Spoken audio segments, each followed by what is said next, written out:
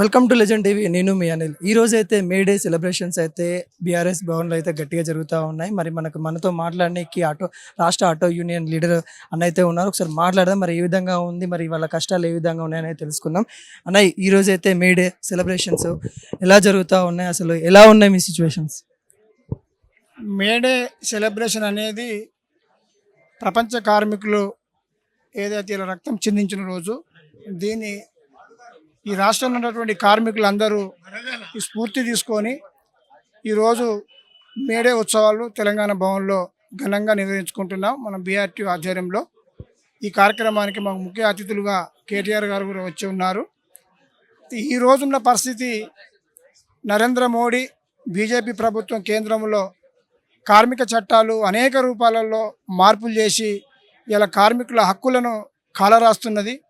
ఇలా పనికి తగ్గ వేతనంగా రాకపోవడం కానీ, అందులో ఆటో రంగాన్ని కూడా ఇలా ఓలా, ఊబరు అంతర్జాతీయ సంస్థలు వచ్చి కూడా వాళ్ళను కూడా దోపిడీ చేస్తున్నాయి. అసలు మేడే అంటేనే రెండు వర్గాల మధ్యలో జరిగినటువంటి ఘర్షణ. అంటే పెట్టుబడిదారి కార్మిక వర్గం ఏదైతే కొట్లాడి సాధించుకున్నటువంటి హక్కులను ఇలా ప్రైవేటు వ్యవస్థలు, ఏదైతే కార్పొరేట్ వ్యవస్థల రూపంలో ఈరోజు మళ్ళీ కార్మిక వర్గం పైన పడి దోపిడీ గురి చేస్తున్నాయి. కాబట్టి ఈ మేడే సందర్భంగా మేమందరం కేంద్ర రాష్ట్ర ప్రభుత్వాలు కార్మికుల హక్కులను హరించకుండా కాపాడవలసిందిగా మేము ఈ మేడే సందర్భంగా పిలుపునిస్తున్నాం. ఏదైనా కార్మిక వర్గం కూడా కొంత సన్నగిల్లింది. ఎందుకంటే అనేక రకమైన హక్కులు కోల్పోవడం వలన ఇవాళ కార్మికులు బిజీ లైఫ్ అయిపోయి చాలని వేతనంతో కుటుంబాలను పోషించుకోని పరిస్థితులు ఉన్నారు. అనేక మంది ఆత్మహత్యలకు పాల్పడుతున్నారు. కానీ ఆ రోజుల్లో ఆత్మహత్యలకు పాల్పడలే, తిరుగుబాటు చేశారు. కాబట్టి ఆ పరిస్థితి మళ్ళీ రాబోతుంది. కాబట్టి సంఘటితంగా కార్మికులందరూ ఏకమై మరి ఇలా ప్రభుత్వాలు కానీ కార్పొరేట్ వ్యవస్థల మీద కానీ మరోసారి పోరాటం చేయాల్సిన అవసరం వచ్చిందని చెప్పి కార్మికులకు కూడా మేము కార్మిక నాయకులుగా గుర్తు చేస్తున్నాం. ఏదేమైనా కార్మికుల హక్కులు కాలరాస్తున్న ప్రభుత్వాలపైన కానీ ఈ ప్రైవేటు వ్యవస్థలపైన కానీ కార్మిక వర్గం అంతా ఏకమై తిప్పికొట్టి మా హక్కులు కాపాడుకునే దిశగా మేము కార్మిక నాయకులుగా ప్రయాణం చేస్తామని చెప్పి మీ మీడియా ద్వారా మా కార్మిక వర్గానికి ఈరోజు తెలియజేస్తున్నాం. అన్న, ఇప్పుడు కాంగ్రెస్ గవర్నమెంట్ అయితే తెలంగాణలో అయితే ఉంది. ఇక్కడ ఏమంటున్నారంటే మీ ఆటో యూనియన్స్ కావాలని కాంగ్రెస్ గవర్నమెంట్ మీద తప్పుడు ప్రచారాలు చేస్తూ ఉంది. ఇది ఏదైతే ఉందో బీఆర్ఎస్ నేతలే ఆటో యూనియన్స్లో జాయిన్ అయ్యి వాళ్ళే తప్పుడు ప్రచారం చేస్తూ ఉంది, కావాలనే ఈ గవర్నమెంట్ని బదనం చేస్తుందని చెప్తా ఉంది. ఎలా చూడొచ్చు దీన్ని? కావాలని ఎవరు బదనాం చేయరు. కడుపు గాలినోడు బాధ ఉన్నోడే రోడెక్తాడు. అది ఏ ప్రభుత్వం ఉన్నా, ఏ కార్మికులైనా. ఇలా ఆటో కార్మికులకు కూడా అదే పరిస్థితి వచ్చింది. 10 ఏళ్ల కాలంలో సభ్యతంగా ఉండి ఎలాంటి పోరాటాలు చేయనేటి, ఎలాంటి రోడ్డు మీద ధర్నాలు చేయని ఆటో కార్మికులు ఇలా సడన్గా కాంగ్రెస్ గవర్నమెంట్ వచ్చినాక ఎందుకు వచ్చిందంటే ఈ ఉచిత బస్సు తీసుకొచ్చిందో, అంటే ప్రభుత్వం ఒక పాలసీ తీసుకొచ్చినప్పుడు ఒక వర్గానికి మేలు చేసి మరో వర్గాన్ని నష్టం చేసింది. ఇలా ఆడపిల్లలు ఉచితంగా పోతున్నారని వాళ్ళు చెప్తున్నారు. కానీ అదే ఆడపిల్లలు, ఏదైతే ఆటో డ్రైవర్ల ఆడపిల్లలు వాళ్ళ భార్యలు ఉపాసం ఉండి ఇలా అదే ఆటో డ్రైవర్కు ఉరితాడుగా మారింది. కాబట్టి ఇలా 40 మంది చిల్లర ఆత్మహత్యలు చేసుకోరు. ఇది కాంగ్రెస్ ప్రభుత్వం కానీ ముఖ్యమంత్రి రేవంత్ రెడ్డి కానీ తప్పుడు ఆరోపణ చేస్తుండ్రు. ఇలా ప్రతిపక్షంలో బీఆర్ఎస్ పార్టీ ఉంది కనుక ఆ పార్టీ మాకు మద్దతు ఇస్తుంది తప్ప అది కావాలని చెప్పడం కాదు. అది ఇలా బీజేపీ ఉన్నా ఇంకోరున్నా బీజేపీ అసలే పట్టించుకుంటలేదు ఎవరిని. వాళ్ళు ఎంతసేపు మతం పేరుతోటి, కులం పేరుతోటి ఓట్లు గొల్లగొట్టుకొని రాజ్యం వేయాలని చూస్తారు తప్ప కార్మిక వర్గాన్ని పట్టించుకునే పరిస్థితి వాళ్ళు లేరు.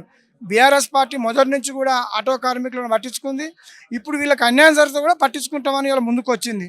కాబట్టి మేము మా కడుపు గాలిలో రోడెక్కి కొట్లాడుతున్నాం. మాకు బీఆర్ఎస్ పార్టీ అండగుంటుంది. కాంగ్రెస్ ప్రభుత్వం చేసిన ఆరోపణలన్నీ తప్పుడు ఆరోపణలన్నీ మేము నిరూపిస్తున్నాం. అంటే మీరేంటంటే బీఆర్ఎస్ సపోర్ట్ ఇస్తుందని మీరు అంటా ఉన్నారు. వాళ్ళు ఏమంటున్నారంటే బీఆర్ఎస్ సపోర్ట్ ఇచ్చారు కాదు, మొత్తం బీఆర్ఎస్ఏ నడిపిస్తూ ఉంది కావాలని అంటా ఉన్నారు. ఏది వాస్తవం?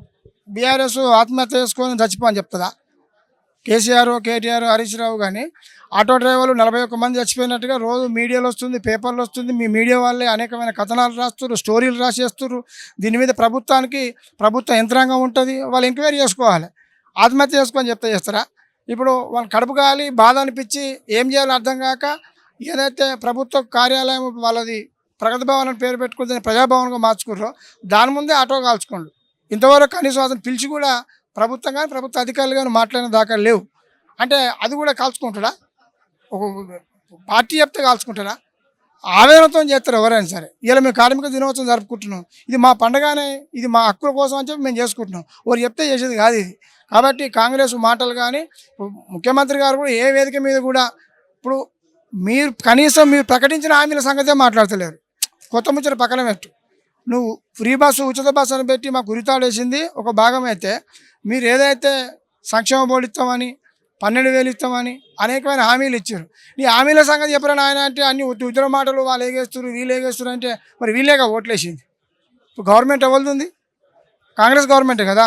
మరి కాంగ్రెస్ గవర్నమెంట్ని అడుగుతాం మేము, వేరే వాళ్ళని ఎందుకు అడుగుతాం? కాబట్టి రేవంత్ రెడ్డి గారు మాట్లాడేదంతా తప్పుడు. ఇన్ని రోజులు ఆయనకు అబద్ధాలు చెల్లినాయి. అప్పుడు గవర్నమెంట్ లేడు కనుక ఎవరు ఏం మాట్లాడినా నమ్మిర్రు.